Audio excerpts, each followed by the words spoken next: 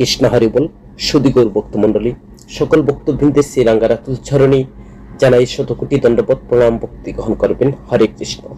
আজকে আমরা আস্বাদন করব শ্রীমদ্ ভগবত গীতার 7ম অধ্যায়ে বিজ্ঞান যুগ তথা শ্রীকৃষ্ণ এবং তার শক্তি সম্পর্কে জানা জ্ঞান বিজ্ঞান যুগ। তো সর্বপ্রথম আমার একটি ছোট্ট অনুরোধ, আপনারা সম্পূর্ণ ভিডিওটি শ্রবণ করবেন এবং পরবর্তী কৃষ্ণ সম্বন্ধীয় ভিডিও পেতে চ্যানেলটিকে সাবস্ক্রাইব করবেন। শ্রীকৃষ্ণ এবং তার শক্তি সম্পর্কিত সুদুর্লভ জ্ঞান স্বয়ং তিনি অথবা তার শুদ্ধ ভক্তের কাছ থেকে শ্রবণ করার মাধ্যমে জ্ঞান লাভ করা যায়। কোনো বস্তু সম্পর্কে জানার জন্য তার অস্তিত্বমূলক তথ্যের চেয়ে পরম তত্ত্ব শ্রীকৃষ্ণের সাথে তার সম্বন্ধ সম্পর্কিত জ্ঞান লাভের ব্যাপারে অধিক সচেতনতা হওয়া দরকার। শ্রীকৃষ্ণ এবং তার শক্তি সম্পর্কে কেবল শ্রবণ করার মাধ্যমে জড়া ও চিহ্ন জগতের সবকিছু সম্বন্ধে জানা যায়। শ্রেষ্ঠ যোগীকে 6ষ্ঠ অধ্যায়ের শেষে ভগবান বলেছেন যে যিনি আমাতে আসক্ত চিত্ত তিনি সর্বশ্রেষ্ঠ যোগী। তো কিভাবে ভগবানের আসক্ত চিত্ত হওয়া যায়? ভগবান এবং ভগবানের শক্তি সম্বন্ধে জানার মাধ্যমে, যাকে বলা হয় তত্ত্বজ্ঞান লাভ। তো তত্ত্বজ্ঞান লাভের মাধ্যমে ভগবানের প্রতি আসক্ত চিত্ত হওয়া যায়। কিভাবে ভগবান শ্রীকৃষ্ণের সম্বন্ধ কৃষ্ণ তত্ত্ব বিজ্ঞান জানা যায়? জ্ঞান শাস্ত্রে যা বলা হয়েছে বিজ্ঞান ও শাস্ত্রের জ্ঞানের প্রয়োগ, অনুভব, উপলব্ধি শ্রীকৃষ্ণ অথবা তার ভক্তের কাছ থেকে শ্রবণ করার মাধ্যমে সেই তত্ত্বজ্ঞান লাভ করা যায়। ভগবানের নববিধা ভক্তির প্রধান যে অঙ্গ শ্রবণ, ভক্তি শুরু হওয়ার প্রথম যে পদক্ষেপ শ্রবণ দিয়ে সম্বন্ধ বলছেন তুমি শ্রবণ করো। তাই ভক্তি সহকারে সর্বদা কৃষ্ণ চিন্তা করার জন্য শ্রীকৃষ্ণ এবং তার পরম স্বরূপ সম্বন্ধে অবশ্যই শ্রবণ করতে হবে। এই অধ্যায় অর্জুন স্বয়ং শ্রীকৃষ্ণের কাছ থেকে তার সম্বন্ধে শ্রবণ করছেন, যা ভাগবতের 1ম স্কন্ধের 2য় অধ্যায় 17 থেকে 21 নং শ্লোক অনুসারে যে ক্রমময় ভক্তির ধাপগুলো সেখানে বা শ্রবণের ধাপগুলো সেখানে বর্ণনা করা হয়েছে, সেখানে উল্লেখ করে বলছেন যে শ্রীকৃষ্ণ অথবা তার শুদ্ধ ভক্তের কাছ থেকে কৃষ্ণ কথা, ভগবত গীতা, ভাগবত কথা শ্রবণ করা। এইভাবে শ্রবণ করলে পরমাত্মা রূপে ভগবান শ্রীকৃষ্ণ পরম শুভাকাঙ্ক্ষী বন্ধুরূপে সক্রিয় হয়ে ওঠেন। নিরন্তর কৃষ্ণ কথা শ্রবণে যুক্ত ভক্তের হৃদয়ে সমস্ত কুলুষ তিনি দূর করে দেন। এইভাবে শ্রোতার হৃদয়ে সুপ্ত পারমার্থিক জ্ঞান চেতনার বিকাশ হয়। ভক্ত যত শ্রবণ করুক ভগবত ভক্তি সাধনে তত বেশি সে দৃঢ় বৃদ্ধি পায়। ভগবত ভক্তি বিকশিত হওয়ার ফলে ভক্ত রজতম গুণের প্রভাব থেকে সম্পূর্ণরূপে মুক্ত হন। এইভাবে ক্রমে যে কাম, ক্রোধ, লোভ, মোহ, মদ, মাৎসর্য আদি অন্তর্হিত হয়, এইসব কুলুষ থেকে মুক্ত হওয়ার ভক্ত শুদ্ধ স্তরে অধিষ্ঠিত হতে হবে বা হতে পারে। ভগবত সেবার দ্বারা ভক্ত প্রাণবন্ত হয়ে ওঠে এবং ভগবত তত্ত্ব বিজ্ঞান উপলব্ধি করেন। জড় আসক্তি গ্রন্থসমূহ সম্পূর্ণরূপে চিহ্ন হয়ে ভক্ত অসংশয়ে সমগ্র পরম তত্ত্ব শ্রীকৃষ্ণের সম্বন্ধে অবগত হন। তো ভগবানের শক্তি বা ভগবান সম্বন্ধে অবগত হতে হলে অবশ্যই শাস্ত্রের জ্ঞান, প্রয়োগ এবং অনুভব উপলব্ধি করতে হবে। ভগবত জ্ঞান কি এই সম্বন্ধে ভগবান 7ম অধ্যায় 1ম শ্লোক থেকে 3য় শ্লোকে বর্ণনা করছেন। 1ম শ্লোকে বলছেন এই তত্ত্ব বিজ্ঞান বুঝতে হয় স্বয়ং ভগবান অথবা গুরু পরস্পরার অধিষ্ঠিত সাধু গুরুর কাছ থেকে শ্রবণ করে এই তত্ত্ব জানতে হয়।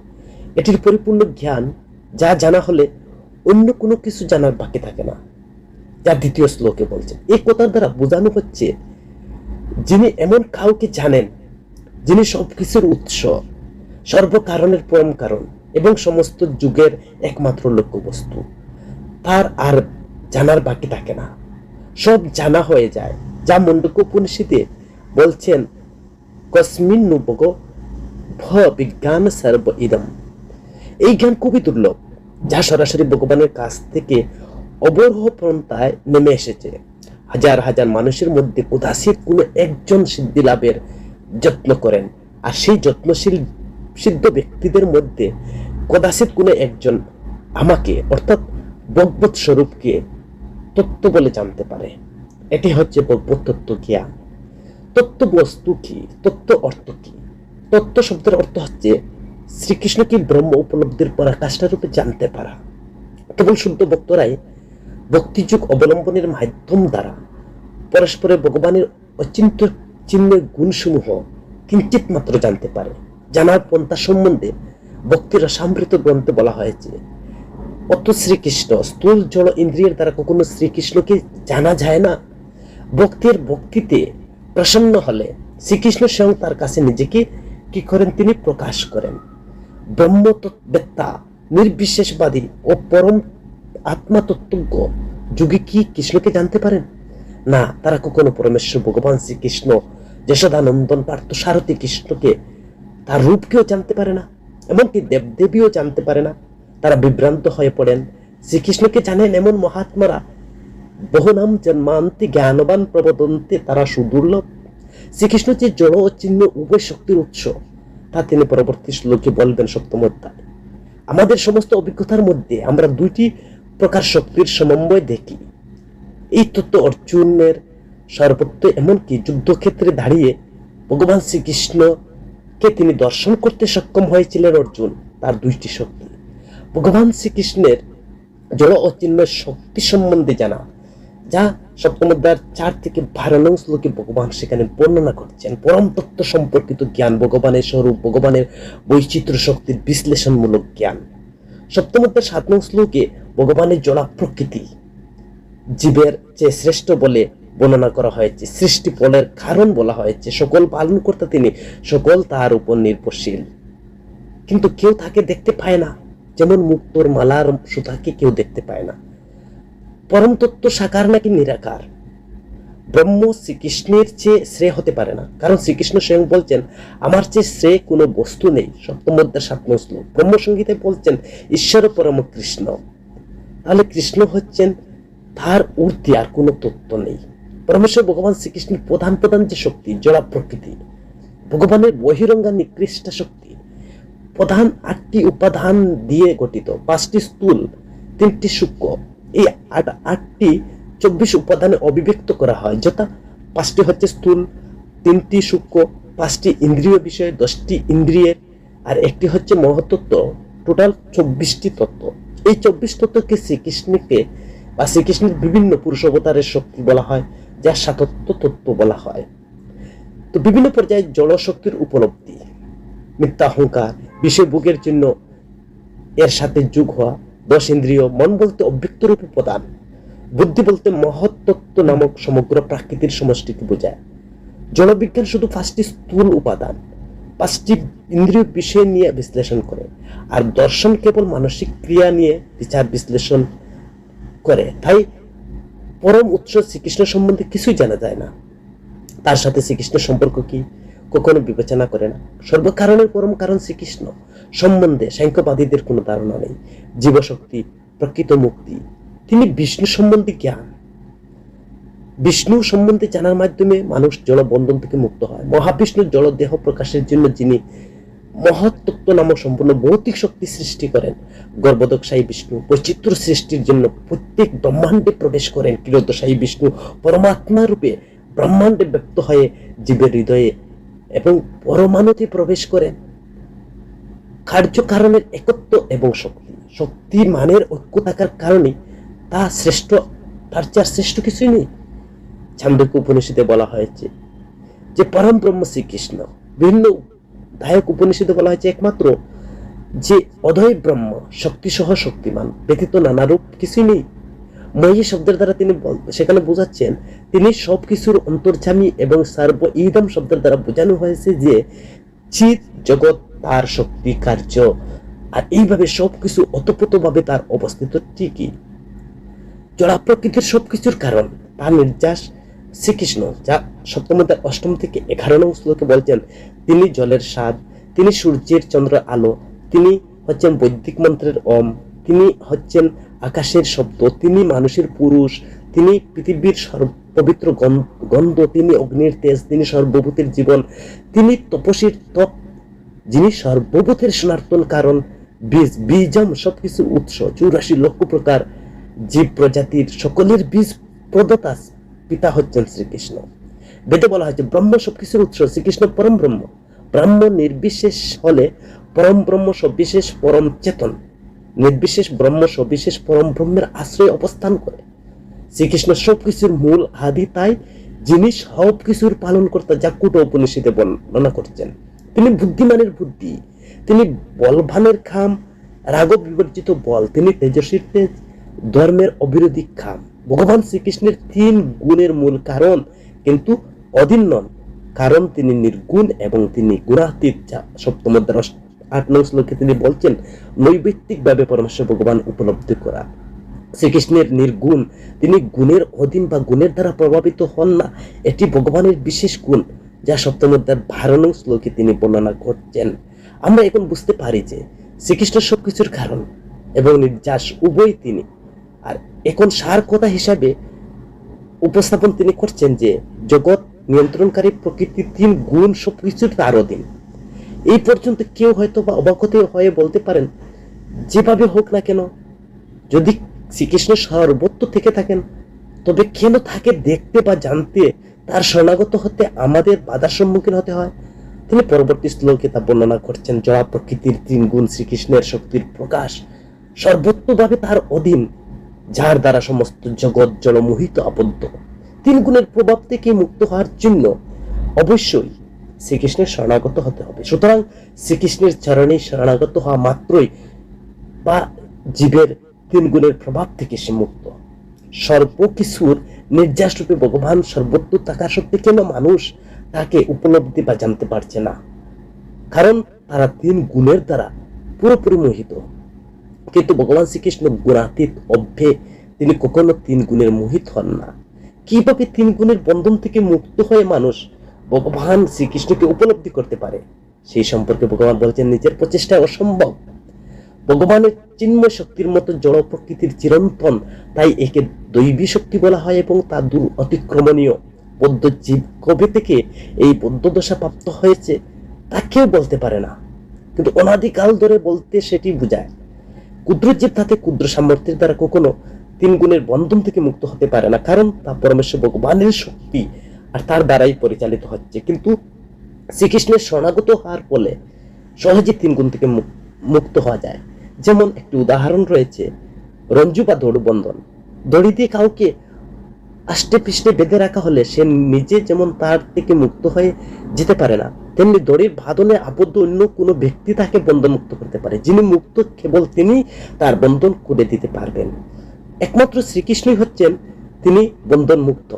তিনিই পারেন তার শরণাগত জীবকে অহৈতুকী বা কৃপা প্রদান করে স্নেহ বাঁধনে শ্রীকৃষ্ণ বদ্ধ জীবকে মুক্ত করে দিতে পারেন। তার মায়া শক্তিকে আদেশ করলে তৎক্ষণাৎ মায়া দুর্বৃত হয়। এইভাবে জীব সহজে বন্ধন মুক্ত হতে পারে। মাম এব, তারা ভগবান শ্রীকৃষ্ণ শরণাগত হওয়ার কথা বলছেন। ব্রহ্মা শিবের নয়, কারণ তারা যারা প্রকৃতির গুণের দ্বারা প্রভাবিত হন, কেবল শ্রীকৃষ্ণের মায়ার নিয়ন্ত্রণ। এই সম্বন্ধে বেদে বলা হয়েছে শ্রীকৃষ্ণ শ্রী বিষ্ণুকে উপলব্ধি করার মাধ্যমে গুণের বন্ধন থেকে মুক্ত হওয়া যায়। মহাদেব শিব বলছেন শ্রী বিষ্ণুর প্রত্যেকই মুক্তির দাতা। 15 নং শ্লোকে 7ম অধ্যায় থেকে 19 নং শ্লোকে সেখানে ভগবান বলছেন যে 4 প্রকার দুষ্কৃতিকারী এবং সুকৃতিপরায়ণ ব্যক্তির কথা।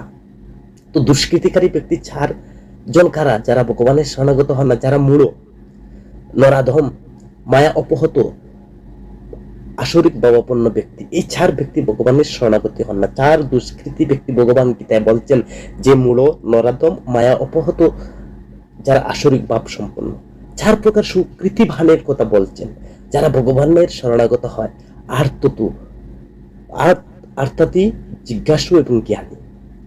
যারা বিপদে পড়ে ভগবানের শরণ নেয়, যেমন গজেন্দ্র নিয়েছিলেন ভাগবতে সেই দৃষ্টান্ত রয়েছে। অর্থাৎই যার সম্পদ লাভের জন্য ভগবানের শরণ নেয়, যেমন ধ্রুব মহারাজ। জিজ্ঞাসু, যার পরমেশ্বর ভগবান সম্বন্ধে জানতে ইচ্ছুক, যেমন সৌনকাদি ঋষিগণ, চতুষ্কুমার। জ্ঞানী, যিনি ভগবান সম্বন্ধে তত্ত্বজ্ঞ, যেমন শ্রীল শুকদেব গোস্বামী। 4 প্রকার সুকৃতিবান ব্যক্তি কি শুদ্ধ ভক্ত? না, কারণ ভগবত ভক্তির পিছনে তাদের কোনো না কোনো স্বার্থ থাকে, কিন্তু শুদ্ধ ভগবত ভক্তির সংজ্ঞা হলো অনুকূলভাবে ভগবান শ্রীকৃষ্ণের সেবা করা, যা সব ধরনের জড় জাগতিক বিষয় ভোগের বাসনাসমূহ কর্ম জ্ঞান যুগের আদি নৈমিত্তিক ধর্ম থেকে মুক্ত করে। আর সুকৃতিবান এই চার ধরনের ব্যক্তির ফল যথাসময়ে তারা শুদ্ধ ভগবত ভক্তির সঙ্গ করার মাধ্যমে পরিশুদ্ধ হয়ে উঠে, তখন তারা শুদ্ধ ভক্তি লাভ করেন, যা ভক্তির সমৃদ্ধ গ্রন্থ বলছেন কোন স্তরের উক্ত সুকৃতি সম্পন্ন ব্যক্তিগণ শুদ্ধ ভক্তে পরিণত হন, যারা জড় বাসনা থেকে মুক্ত হয়ে উপলব্ধি করতে পারেন পরমার্থের সাথে জড়িত জাগতিক যে লাভ ক্ষতি রয়েছে তাদের সাথে কোনো সম্পর্ক নেই। ভগবত ভক্তি সাধনের দুষ্কৃতিকারী কোনো আশা নেই। তারা স্বার্থপর, অসংযত, পারমার্থিক উদ্দেশ্যবিহীন ভগবত ভক্তির সাধন করা তাদের পক্ষে খুবই কঠিন। জ্ঞানী ভক্ত শ্রেষ্ঠ ভগবান বলছেন সর্বোত্তম সপ্তম অধ্যায় 17 নং শ্লোকে। জ্ঞানী ভক্ত শ্রেষ্ঠ, কিন্তু অন্য ভক্তরা মহাত্মান, কারণ তারা বাসনা পূরণের জন্য আমার শরণাগত হন, যা 18 নং শ্লোকে ভগবান সেখানে বলছেন। ভগবত ভক্তি অত্যন্ত সুদুর্লভ, যা ভগবান ভগবত গীতার 7ম অধ্যায় 19 নং শ্লোকে তিনি নিজেই ব্যাখ্যা করছেন যে ভগবত ভক্তি অত্যন্ত সুদুর্লভ, শুদ্ধ জ্ঞান চরমের ভক্তির প্রতি পরিচালিত হয়। পূর্ণ জ্ঞান লাভের অর্থ বাসুদেবের সর্বকালের পরম কারণ রূপে জেনে তার শরণাগত হওয়া। জ্ঞানী ভক্তের উপলব্ধি এই অবস্থায় জানতে পারেন যে পারমার্থিক জীবন বিচিত্র কার্যকলাপের পূর্ণ, যা নিত্য শাশ্বত আনন্দময়, তা মোটি শূন্য বা নির্বিশেষ নয়। জড়জগৎ চিন্ময় বৈচিত্র্য বিকৃত প্রতিফল পরমেশ্বর ভগবান বাসুদেব, তিনি সর্বত্র পরিব্যাপ্ত সবকিছুর সাথে তার সম্পর্কের অনুভব করা, যার ফলস্বরূপ ভক্ত পরমেশ্বর ভগবান শ্রীকৃষ্ণের যে নির্ভুলশীলতার যে উপলব্ধি করেন। পরমেশ্বর ভগবান পরমার্থ উপলব্ধির চরম লক্ষ্য জেনে সর্বত্রভাবে শ্রীকৃষ্ণের দৃষ্টিশক্তি, শ্রবণ শক্তি, চিন্তা শক্তি তা আসল নয়। তিনি সর্বক্ষণ তার শরণাগত হন, প্রাণ শক্তি সমস্ত ক্রিয়াকলাপের কেন্দ্রবিন্দু। ঠিক যেমন ভগবান বাসুদেব পরমেশ্বর ভগবান পুরুষোত্তম ভগবান শ্রীকৃষ্ণের সবকিছুর মূল সত্তা। সব শক্তির সাথে বাসুদেব শ্রীকৃষ্ণের সম্পর্ক না থাকে তবে সেই সবের কোনো মূল্য বা অস্তিত্ব কিছুই নেই। ভগবানের এই যে তত্ত্ব প্রদান করছেন আমার ভক্তই হচ্ছে সুদুর্লভ। শ্রীকৃষ্ণ সম্বন্ধে জানা হচ্ছে জ্ঞান। যাদের কোনো জ্ঞান নেই তারা তার আরাধনা করে না। অনেকে আরাধনা করলে কৃষ্ণ সম্বন্ধে কোনো জ্ঞান না থাকায় ভগবত আরাধনার বিপরীতে অবিধিপূর্বক পরোক্ষভাবে আরাধনা করে। বদ্ধজীবের মূল ভাব বাসনা হলো শ্রীকৃষ্ণের স্থান দখল করে নিজে পরম ভোক্তা হতে চায়। যদিও পরমেশ্বর ভগবান রূপে শ্রীকৃষ্ণের একমাত্র ভোক্তা, বদ্ধজীবের প্রথম দেশ বা ঈর্ষায় শ্রীকৃষ্ণের প্রতি হয়ে থাকে। এই জগতে কেন আমাদের অধঃপতন হচ্ছে? আমাদের অধঃপতন হওয়ার কারণ হচ্ছে প্রথম যে আমরা বদ্ধ হয়ে রয়েছি ঈর্ষা এবং দ্বন্দ্বের কারণে।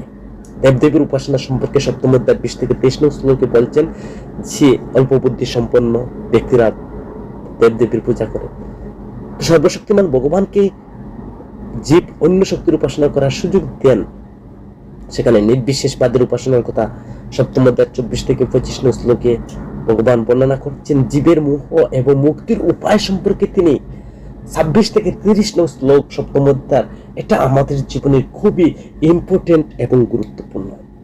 ভগবান শ্রীকৃষ্ণের জড়স্বরূপ নয়, ভগবান শ্রীকৃষ্ণের যে স্বরূপ সেটা কখনো জড় হতে পারে না, যা 7ম অধ্যায় 26 নং শ্লোকে বর্ণনা করছেন। আমি অতীত বর্তমান ভবিষ্যৎ সম্বন্ধে সম্পূর্ণরূপে অবগত। শ্রীকৃষ্ণের দেহ যে জড় নয় তা নির্দেশ করছেন। সবকিছু জানি, আমাকে কেউ জানে না। মায়ার পরমেশ্বর ভগবান শ্রীকৃষ্ণ আবৃত্ত করতে পারে না মায়া। আমরা এই পৃথিবীতে এসেছি, মোহমুক্ত হয়ে এসেছি, দ্বন্দ্ব এবং মহাচন্ন হয়ে পড়েছি। 7ম অধ্যায় 27 নং শ্লোক, এই শ্লোকটি যদি আমরা তাৎপর্য বর্ণনা বা কেউ যদি উপলব্ধি করতে চায় ভগবানের কি বার্তা দিচ্ছেন 7ম অধ্যায় 27 নং শ্লোকে, এই শ্লোক থেকে জীব বুঝতে পারবে যে কি কারণে আমাদের এই অধঃপতন হয়েছে। ইচ্ছা দেশরূপে দ্বন্দ্বভাবে দ্বারা জীব মহাচন্ন হয়ে পড়ে। জীবের প্রকৃত স্বরূপ শুদ্ধ জ্ঞানের আধার পরমেশ্বর ভগবানের অধীন দাস বা সেবক। মোহ কি? মায়ার দ্বারা নিয়ন্ত্রিত বশীভূত হওয়া। শ্রীকৃষ্ণকে উপলব্ধি করতে না পারাকে মোহ বলে। মোহের কারণটা হচ্ছে কি?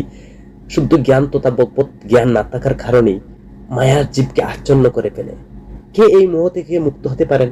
যিনি শ্রীকৃষ্ণের পরম তত্ত্ব উপলব্ধি করছেন, শ্রীকৃষ্ণের ভক্তের সঙ্গ করছেন, ভক্তির কথা শ্রবণ করছেন। ফল বা মায়ার প্রকাশ, ইচ্ছা এবং দেশ রূপে দ্বন্দ্ব ভাব বা দ্বৈত ভাব বিস্তার করে এই মায়াটা। মোহগ্রস্ত হওয়ার লক্ষণ ভগবানের সাথে এক হয়ে যাওয়া। জীবের প্রথম বাসনা করেছিল ভগবানের সাথে এক হয়ে যাওয়া, পরমেশ্বর ভগবান শ্রীকৃষ্ণের প্রতি তার হিংসা হয়েছিল। এটাই জীবের মূল দেশ, এটা হচ্ছে দেশ। পরমেশ্বর ভগবান জড় প্রকৃতির দ্বারা সৃষ্ট বলে মনে করে মোহজাত দ্বন্দ্বের প্রকাশে সম্মান অপমান, ভালো মন্দ, সুখ দুঃখ, নারী পুরুষ ইত্যাদি বোধ করে থাকে। আর এইভাবে জীব মহাচ্ছন্ন হয়ে বিভিন্ন যোনিতে জন্মগ্রহণ করে। দৃঢ় নিষ্ঠতার সাথে ভক্তি যাচন করার জন্য ভক্তের গুণাবলী সম্পর্কে সপ্তম অধ্যায়ের 28 নং শ্লোকে বলছেন, ধর্ম নীতি অনুসরণ করে জীব অতিবাহিত করতে পারে তার ইচ্ছার দেশ থেকে মুক্ত হয়ে কর্ম সম্পাদন করে তিনি ভাব প্রবৃত্তি মোহজাত দ্বন্দ্ব থেকে একবারে মুক্ত হন। এটি চিন্ময় স্তরে অধিষ্ঠিত হওয়া। আরেক প্রকার ভক্ত যিনি মৃত্যুর বা জন্মের চক্র থেকে মুক্তি লাভের জন্য ভক্তি যাচন করেন, যা 29 নং শ্লোকে বলছেন। জন্ম মৃত্যু যারা বেদির কবল থেকে মুক্তি হওয়ার জন্য শ্রীকৃষ্ণের আশ্রয় নেন, ব্রহ্মবতী স্তরে ভক্ত বলা হয়, কারণ ভক্তি যাচনের জন্য তাদের ব্রহ্মরূপের অহম ব্রহ্মান্ডী কর্ম করেন, অর্চা বিগ্রহ সেবা করেন। কৃষ্ণ ভাবনা বা কৃষ্ণ চিন্তা ভক্তগণ মৃত্যুকালে শ্রীকৃষ্ণকে জানতে পারে এবং তার কাছে ফিরে যায়। ভগবদ গীতার 7ম অধ্যায় 30 নং শ্লোকে ভগবান তিনি সেখানে বলছেন যে যে ভগবানের ভক্ত সে তার ভগবানের ধামে যেতে পারে, ভগবানকে জানতে পারে। সে সম্পর্কে সেখানে ভগবান বলছেন তারা পূর্ণ আমার চেতনা মগ্ন, আমাকে পরমেশ্বর ভগবানের অধীশ্বর জেনে এবং তারা আমারকে অধিযোগ্য জেনে, সমস্ত প্রকার যুগের মুক্তা বলে জেনে কৃষ্ণ চিন্তা তারা যুক্ত হয়ে কর্ম করেন, ভগবত ভক্তি উপলব্ধি করে কখনো তারা বিচ্যুত হয় না। ভক্তি যাজনের ফলে ভগবান শ্রীকৃষ্ণ উপলব্ধি করেন, মৃত্যুকালে ভগবান শ্রীকৃষ্ণকে ভুলে না, গোলক বৃন্দাবন পর্যন্ত তারা ফিরে যেতে পারে। যে সকল ভক্ত তত্ত্ব ভগবান শ্রীকৃষ্ণকে জানতে পারেন তারাই মায়া অতিক্রম করতে পারেন। এ অধ্যায় অনুসারে তারা 5 প্রকার। 7ম অধ্যায়ের শেষে 2 শ্লোক ভগবান যে 6টি ব্যবহারিক শব্দ দ্বারা ব্যবহার করছেন এবং অর্জুন সেখানে অর্থ পরিষ্কার ভাবে জানার জন্য শ্রীকৃষ্ণ 8:1 8:2 যে 8টি প্রশ্ন করছেন। প্রথমে 7ম প্রশ্নের উত্তর দিয়ে শ্রীকৃষ্ণ শেষে প্রশ্নের উত্তর প্রদান করবেন। যুগমিশ্রা ভক্তি, শুদ্ধ ভক্তি, দেহত্যাগের সময় জীবের গতি নির্ধারণ বিশেষসমূহ পরবর্তী অধ্যায় ভগবান শ্রবণ করবেন। হরে কৃষ্ণ। 7ম অধ্যায় সংক্ষিপ্ত আকারে এখানেই সমাপ্ত। জয় গীতা। হরে কৃষ্ণ।